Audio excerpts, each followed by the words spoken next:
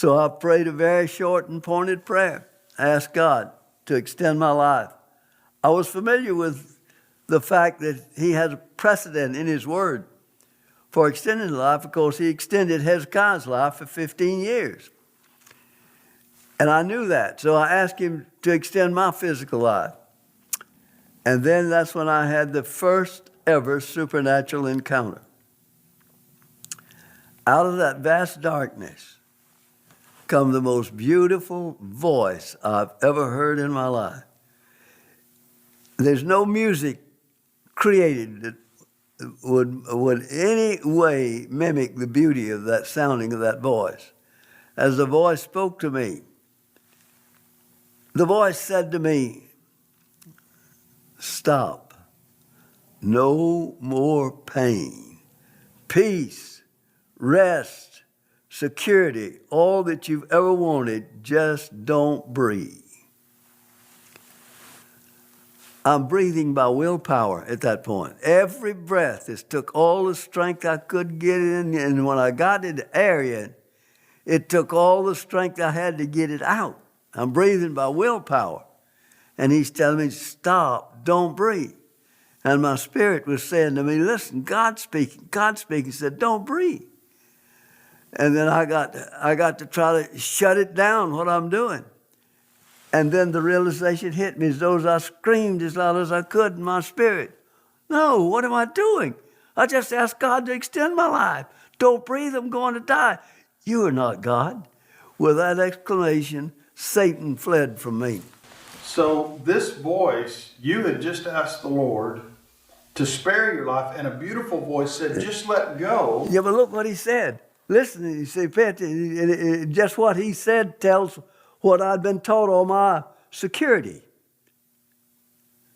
Security. That's what Baptists teach. Once you save forever, no matter what. That's what they teach. Security. And he used that on me right away. The first thing he used, security, peace, rest. All you've ever wanted, just stop breathing. There, in the valley of death, at the door, he lied to me. He told me he was God. He couldn't kill me. He had to get me to kill myself. You better know the spirit that speaks to you. We're all going to come to that same place. I call it the veil. The veil is not in this world, and it's not in the other world. It's the door between the two. We all got to go that way. Christians refer to it as crossing Jordan. It's when we pass from this life to the life to come. Once you cross that veil, flesh and blood can't cross it. It can't cross it. So that's when the angels took my spirit out of my body. And we went from darkness to light, just like that. Out of darkness into light. I'd crossed the veil. I was on the other side.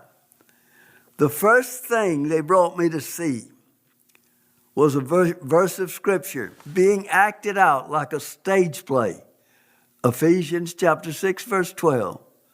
"For we wrestle not against flesh and blood, against principalities," word plural, "powers," word plural, "rulers of the darkness of the world," the menagerie of our enemy. There was this, looked like a long table with all these beings sitting around. The devil himself sits at the end. And all these spirits are princes that operate the principalities of the dark world. That's where the warfare plans for spiritual war is actually designed and planned. Satan does nothing without plan.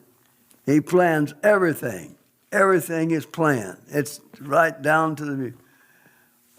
So let me show you how it works. Every one of those people, spirits sitting at that table, head of principality. He has divided the world into principalities, territories. Over these territories, he puts a prince. Each prince is given as many demon spirits as he needs to carry out his plan for that principality. You take some continents might be one principality because there's no threat to the kingdom of darkness. Where there's no threat, no major threat to the kingdom of darkness, one prince could handle a whole continent necessary. But America is many principalities. There's many threats. Even down to an individual could be a principality, depending on what the threat is. But this is how that thing works.